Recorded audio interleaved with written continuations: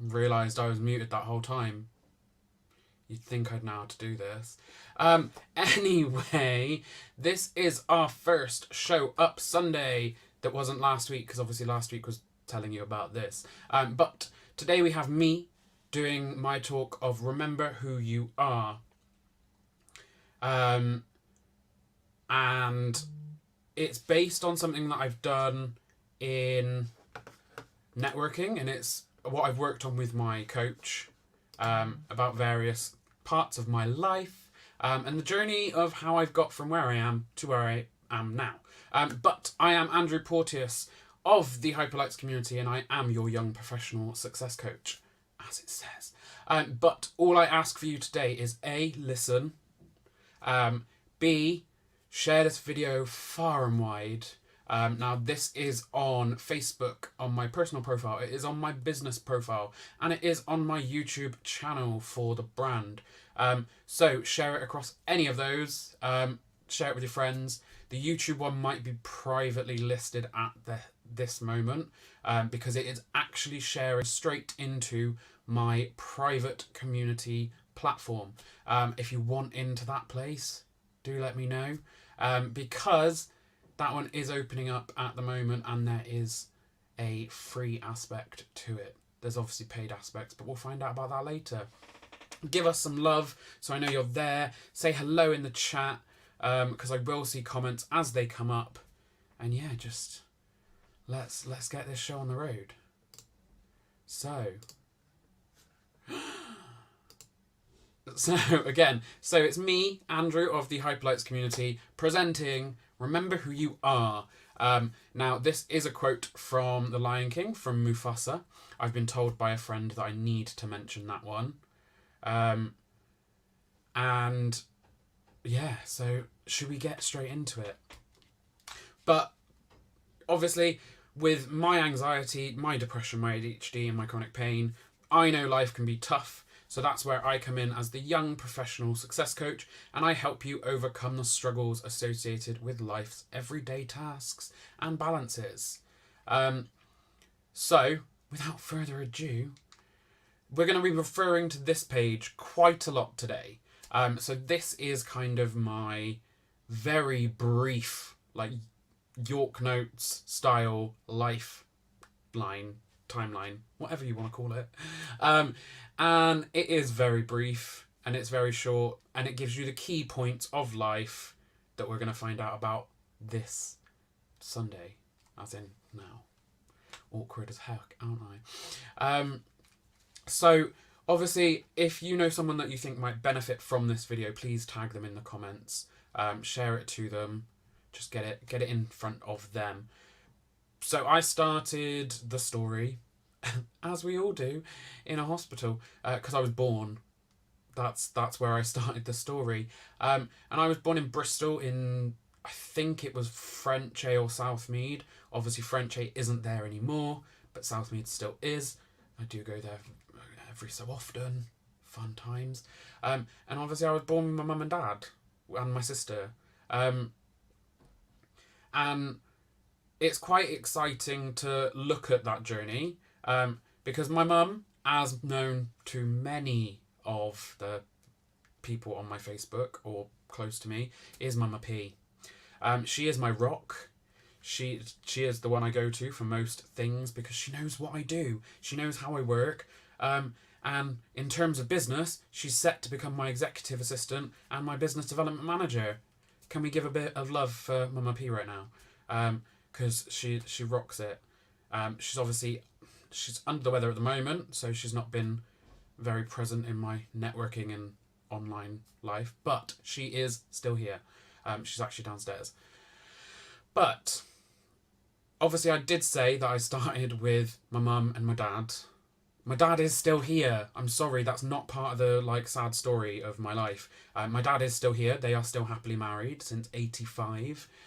Big up Mama and Dada P.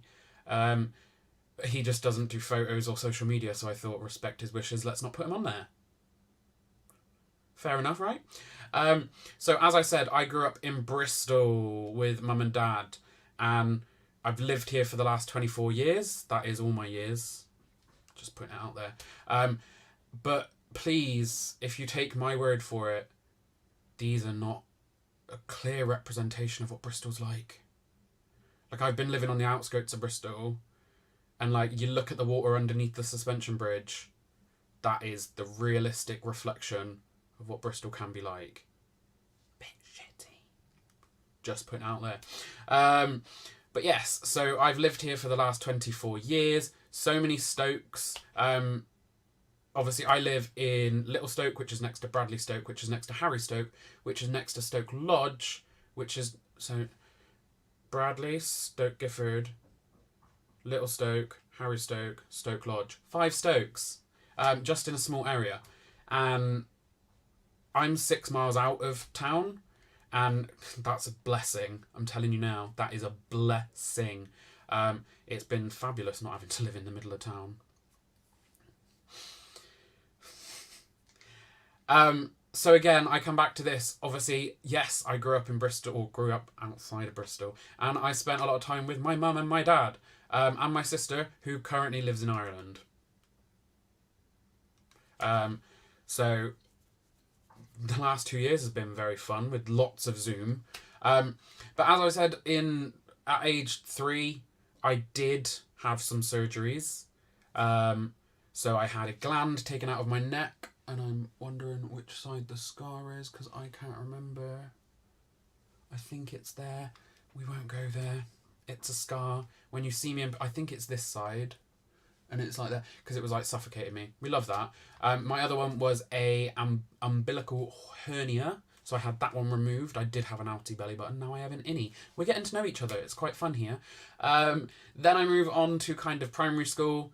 Same old, same old. I say same old, same old. Start to be bullied in about year 3 until I go to secondary.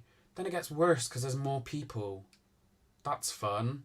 And then in about 2012, maybe, I actually broke my arm. And as you can see on the timeline, it caused nerve damage, which evidently caused the chronic pain. Yay! And then obviously later, when you get to like undergraduate / sixth form area, you notice that I've got anxiety and depression listed there.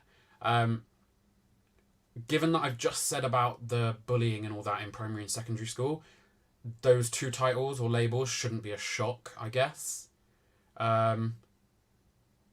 Just shouldn't be.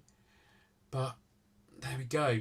But whilst, just to kind of to take you back to a time where it really hit, in 2016, March time, this landed in my university inbox. This was a tough one. I did struggle when this one came in, and I was a bit like, oh, someone's watching what I'm doing. Now, me being me thought, well, no one cares, no one sees, no one whatever. So I thought I was invisible, I was good, I can just get on with what I needed to do. Like, as I've told other people in the past, I've wanted to be a teacher since I was 10. Obviously, this last 2 years or so has changed that quite a bit. And you'll find out more later in this live. So, back then, I very much went into I'm annoyed. You've just told me that I'm being looked at and watched, and it just wasn't a great time for me. And I did kind of go darker into that whole anxiety and depression world, because this is the point where I actually got diagnosed. Because until then, I just thought I was a teenager with angst. But we move on, because we get to, and I haven't put this in, during that time, when I was about 19, 20, it was about 2017, I decided to go self-employed. And I started to sell for a network marketing company. Now, I've done that, and I still do that, from 2017 until now. And for me, it was an escape. I didn't like my retail job. I didn't like my life, or lack thereof. So I loved my self-employed job. Like, I loved being able to go and sell things that I use anyway. And it wasn't until I got to my... when was it? When I got into my final year, actually, at university, I was taking a module in supporting learners with additional support needs. As I said, wanted to be a teacher since I was 10, so my university degree is educational studies, with a lot of focus on becoming a teacher. Then I obviously go into my postgraduate. But so one of my lecturers came up to me and was like, Andrew, how long have you been diagnosed? And I sat there like, with which thing? I was like, the chronic pain, the anxiety, the depression. Like, which thing are you referring to right now? Because for me, it could have been any of them. And he turned around, and I remember this. Oh, no, I meant ADHD. Okay. So, at this point, I think I was 21. Must have 2021. It was final year of uni. And I was like, oh, okay. So I went to the doctors, did this form, ticked a load of boxes that I did, and then Mum did one as well, and it was all good. We sent that off, and then I got referred to the adult mental health unit in Hengrove, I think, round the corner from me. Well, not round the corner, but still in Bristol. And I went in for what I thought was going to be like an hour session, turned into a 3-hour diagnostic / psychiatric evaluation. Nothing bad. No, I'm not being put away. I mean, I don't go out, so I technically already am, but I'm not being put away into a place like that. And they literally, the woman says to me, you are possibly the easiest adult I have ever diagnosed with ADHD. And now I go back to schools that I went to and speak to the teachers that I used to be taught by and say that that's happened, and they're like, oh yeah, that makes sense. And I'm like, and bearing in mind, like, I've obviously been training to work in schools, identify additional needs and stuff like that. So, like, I know that you're meant to notice these things, and I know where you're meant to go to, who you refer to, what the traits are. Like, you learn that quite quickly. So it hit me quite annoyingly, and I think it was that realisation that because I hadn't been medicated for my ADHD, that's where I was using my product-based business, because I was in my retail job, I was doing my business, I was studying to be a teacher, so those 3 things were keeping me occupied, even when my brain would then flit off to different things. Like, it would just jump between the things I would do. And, like, I got told all the time during, like, university that I'm doing too much. You're doing too much. Like, I got told in sixth form, because I volunteered with the Scouts. I had my job, and they were like, oh, you're doing too much, you're doing too much. And I'm like, I think I would know if I'm doing too much. And that's one of the things that people do, is they, like, for me coping with everything that was going on was keeping busy. So everything that was going on, it was keeping busy, keeping busy, keeping busy. Now, I know many people watching today will probably think the same, that keeping busy is keeping them going.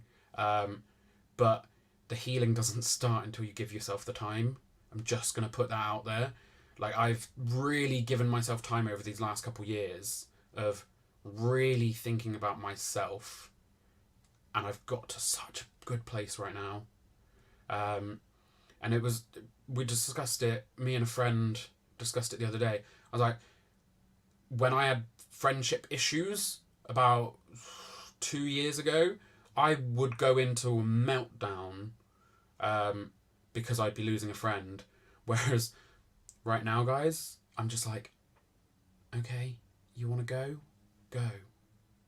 Unless it's like someone really, like, there's a few people that I probably would still go a bit mental, like, I'd have a bit of a, like, shutting myself away moment if they decided to leave my life.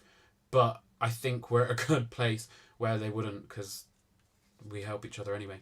And it was kind of having the diagnosis, finding out, like, how I processed things, how I worked, that kind of pushed me to this. Actually, no.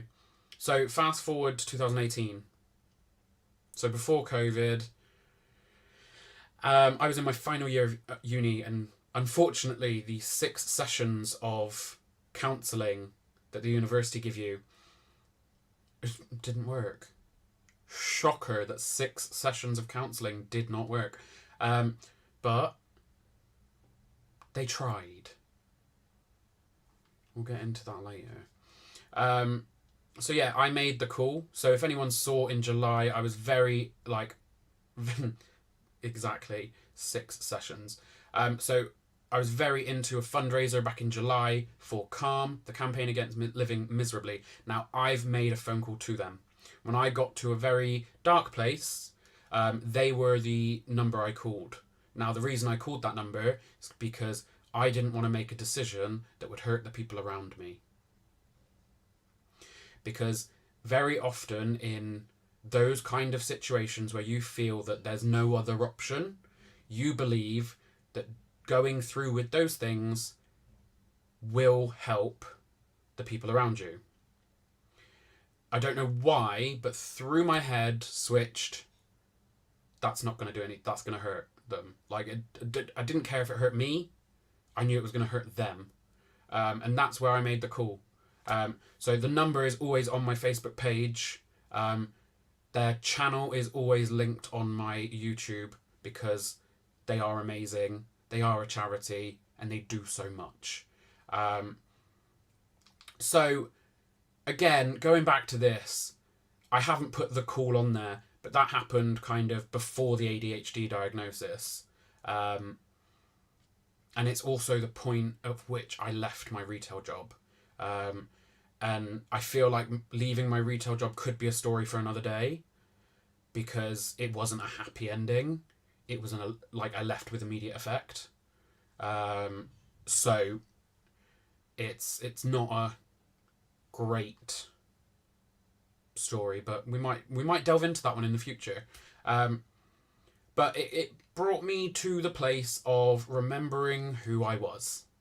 So before the ADHD diagnosis, in January 2018, I started seeing a life mentor.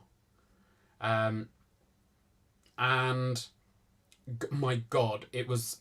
So my life mentor, she is actually also...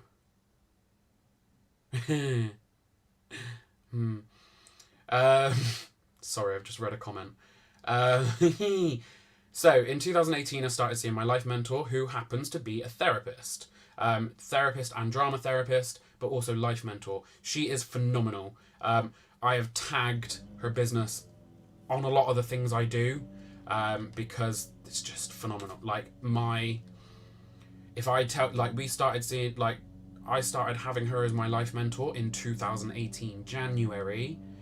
There's probably been 4, maybe 5, maybe 6 weeks since January 2018 that I've not seen her. I see her weekly.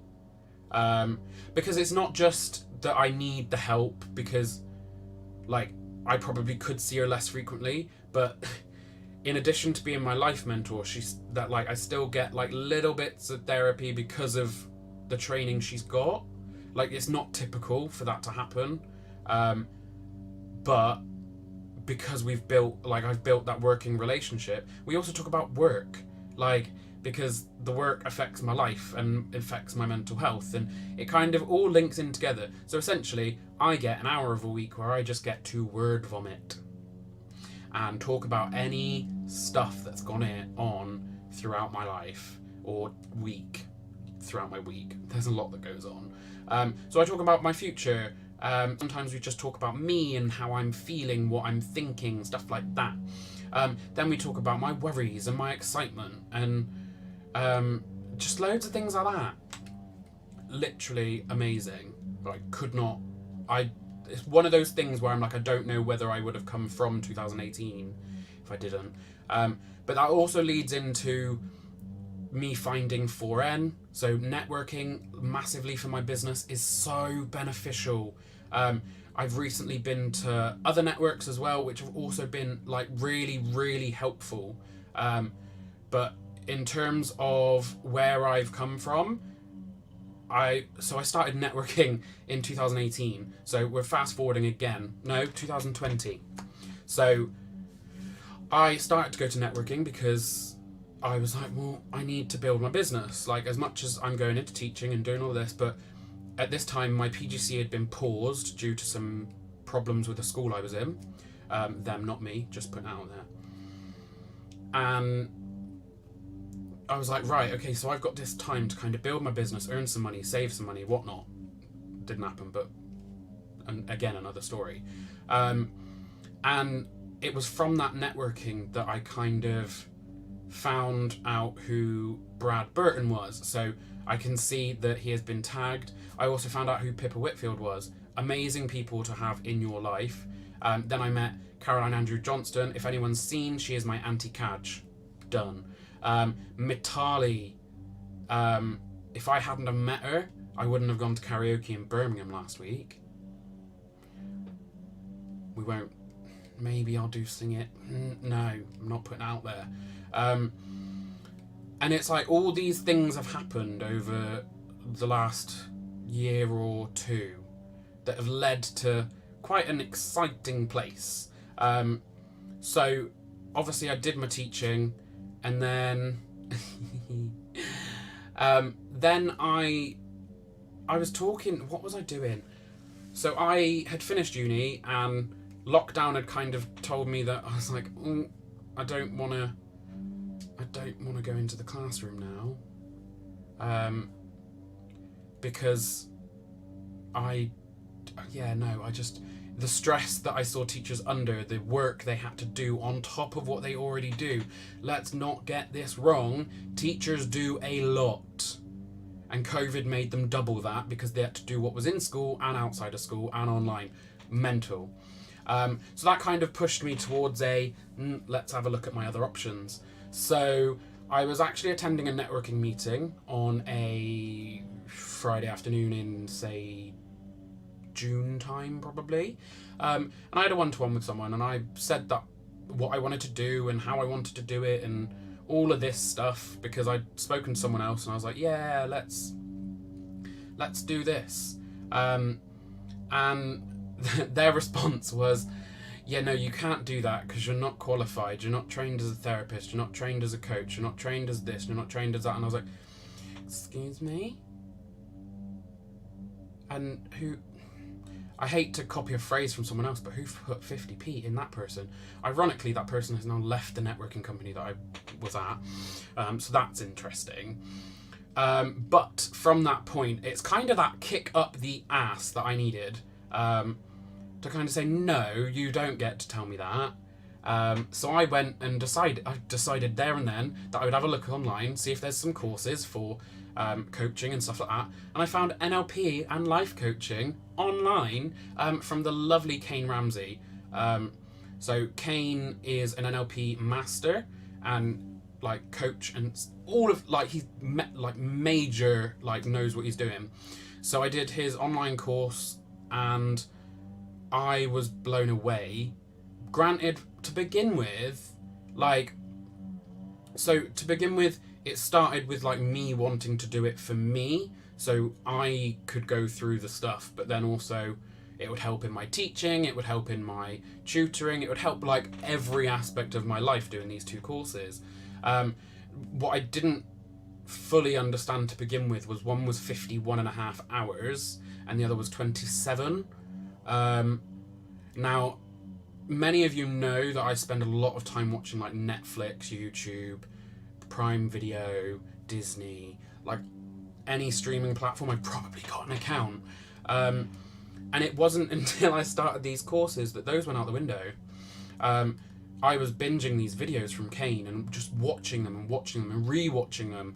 And then I kind of thought, right, okay, so this is going to help with the end goal that I had. And my end goal wasn't to go into one-to-one coaching. That's not what I wanted to do originally. The NLP wasn't even for what I wanted to do. I just wanted the NLP for me, so I could understand the language to use and all of that and how to do that.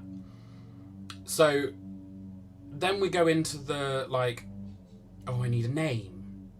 And If anyone has been watching me for a while, I will tell you now, the LITES at the end of my company name, right next to me, that side. Oh my god, point, there we go. The LITES isn't based on one of the network marketing companies I am partnered with. It is actually just an abbreviation of the word light. Because hyper is me, ADHD, makes sense, right? And light is my kind of way of bringing the mental health into it, because for me there was light at the end of the tunnel. And then community comes from the fact that I want to create a living, breathing community. So if you want in on that, please let me know and I will send you the link, because there are free and paid options for the Hyperlights community. Now, I was speaking to my university at the time. Obviously, I'd left, so I was talking as an alumni. And I decided I spoke to the Vice-Chancellor, because I'd been on the mental health advisory board for the university, and I was helping build their provisions and help scoped it from a young person been to uni point of view, as opposed to the corporate business side of university. They're this is what we can do. So I'd been involved and I'd got to know the Vice-Chancellor quite well. And I may get a clip of my graduation and put it up, because it is quite heartwarming. Me walking across that stage, everyone else getting handshakes. I do not, but that's for another time. And I just reached out to her and I said, can you listen to this idea? And she was like, this has got potential. Can you speak to this person, this person, this person? So I was speaking to 3 different people from the university, the ones that can make more decisions than the Vice-Chancellor, which I find ironic that the person at the top can't make the decisions. We won't go into that. That's educational institutionalization, and that's just a different conversation. But it was that conversation, and one of the people that I had a chat with said, you do know Nottingham University do the Ingenuity program. And I was like, what's that? And they're like, oh, it's a business development platform for social enterprises. Now, I didn't know my business was going to be a social enterprise. Then I found out that I don't want all the profits. As long as I can live, I'm fine. If there's profit, it goes back into the business and helps the people I'm helping. But I signed up and I went on it and I was like, don't know what this is, but I'm going to go on it. I'm going to learn about business. I'm going to learn about all the things I need to learn about, and the problems in different areas of the UK, and look at the different ways of how to do things. And then, so that started in February 2020. Yeah? No, it started in February this year, or January this year. Then by, I think it was April time, I got an email to say you've made it to the regional finals. I had no idea what that meant, so I was just like, okay, cool, let's do everything they tell me to do, let's go on with the program, let's keep doing this, it's fine, we started, we're gonna finish. And then we get to May, and I get another email saying, congratulations, I went too early. You've got through to the national finals. And I was a bit like, wait, what? And at this point I was like, right, okay, how many people took part? I was worried that I was one of the very few that took part for me to get this far. And obviously as a coach and NLP, I was like, self-limiting. Ironic that I limit myself but try and expand other people. But with that aside, I got to the the national finals, and I was on a Zoom for the results and all of this, and I was like, yay! These people on this Zoom are amazing. There were 20 of us, and there was various awards, but then there was 5 top awards, so 4 different kind of categories, and then the top. And I got awarded a legal prize, and I'll go to it. So I got awarded the legal prize that gave me a proportion of legal services, which I was like, great, cool. I'm walking away with something. I didn't need anything else. And granted, scroll back to when I got to the nationals, I had no idea there was money involved. It's probably my fault for not properly looking into it. I just thought like you'd get help. I didn't know, but anyway. So all I wanted to do was kind of learn and grow my business and what I wanted to do and kind of validate my idea. So then they get to the regional like results and I got second prize. So I came second place in the region. So in my head I was like, right, okay, so I can't have got any of the top ones because I was only second in my region. So I can't get a national one. I was wrong, evidently, you can see on the screen. Because I actually received the Community National Champion award, which out of the 4 categories is the top of one of them, because that's the category I was applying for. So again, this was like validation of me, validation of my idea, kind of putting pay to the fact that universities don't do enough, but we'll get into that. So it kind of, from that, this is how I kind of started it. So I wanted to look at mind, body, work and life, money, personal development, and fun. 6 simple things that should be cared for in life and education for you to have a balanced life. Like, if I don't focus on any of these, if I let one slip, that's like, that means my week's not going to be great. This is the idea that I presented to the organisers. And I've had mentoring with people during it, after it, and still having mentoring. And they said, well, you need a name for the product. Like, this is your company, but what's the name of your product? So I'm actually going to pull up a different screen now, because, if I can find it, there it is. This is the name of my 3 strands of focus and the 3 products I will now offer, that all have the backbone of the Hyperlights community. So it's all by the Hyperlights community, it's just got different names. So hopefully you can still hear me. So we've got the University Support Network. It's quite self-explanatory. We've got my recently launched 1-to-1 coaching, and there'll be more coming out about that one soon. And we've got the group coaching titled The Support Network. So if you want to know about any of those, how to get involved in the University Support Network, because you can, if you want to, become a mentor or volunteer. The coaching, if you're interested in that, there's various different options for people, and the support network. So that is your group coaching, group accountability, just a better place to be for a small monthly fee. But in addition to that, there is an invite to everyone watching today to join the community, because it is open and it is free unless you pick one of those 3 aspects. Now, click back over here. From all of this, I've kind of learned a lot, and you'll see a lot that I want to inspire, educate, and develop. Anyone, really. But as by my new title, the Young Professional Success Coach, I would like to develop young professionals, whether they are transitioning from further education to a corporate lifestyle or just want to have some helping hands along the way. But I don't like doing talks like this without giving you some kind of benefit. So, some like tips to take away from you. Never apologise for who you are and what you do, because no one does it the same way as you. Which kind of tags into my be unique. And I know I'm jumping across the screens now, but you are you. No one can replicate that. Like, let me repeat that again. No one can replicate, copy, or try and rip off who you are. So just be yourself.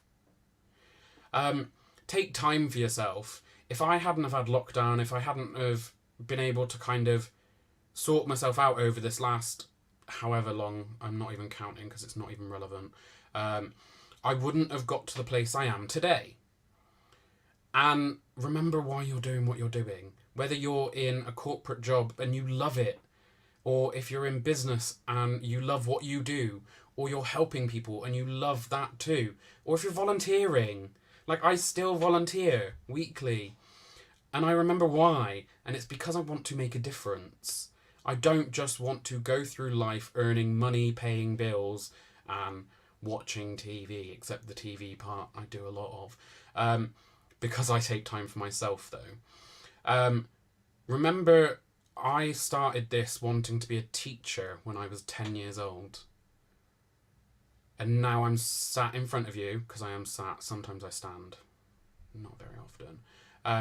But I am sat in front of you talking on a live stream across 3 platforms as, and I've self-labelled myself, the young professional success coach. That is why I'm doing it. I don't want the success for myself. I've had success. I could be more successful. But I want to help other people achieve their own version of success. Not the success people like try and sell to you. No. Your success. I don't care what my success is compared to your success. It's different. We're different. Go back to the be unique tip. You need to be using your own version of success, not someone else's. Yes, you can get clues from people's success about how you want to do things, but you cannot have their success because your success levels are different. So, some quotes that I don't know where this one came from, but you will lose a lot of friends when you get serious about your life and goals. So don't give 2 shits about it. If you lose people, they don't need to be there anyway. And one from Eleanor Roosevelt, and I love this. So, the future belongs to those who believe in the beauty of their dreams. If I didn't believe in what I was doing, I don't think I would have got this far. And there's a few other aspects that have come up recently that have pushed me even further. I'm like, okay, I can do this. And my sentence to you at the end of this is you can do this too. So I am going to end there. In the description of these videos, there will be a link to request to be on this show. So I will happily have you guys on here each Sunday at 5 to talk about your stories, to just give you a voice. So this is Show Up Sunday. So this is your chance to show up. So that's it from me. So thank you for listening to my talk. It's longer than I was anticipating because I wasn't as scripted as I do when I'm in networking, and I'm not limited to, like, this is mine. I can do this for as long as I like. So if you have watched this far, thank you so much. Please give it some love. Please share it with those you think need to see it, or those people that won't admit they need to see it. Or tag them below. Just get it in front of people because you don't know who it might help. If you have got any questions, please pop them in the chat and I will be answering them over the next week or so, or longer, whenever the questions come in, really. But this video will stay here. It will be on any of my platforms. I am going to try and upload it to Instagram because I think you can do, is it an hour? I don't know, but we'll find it out.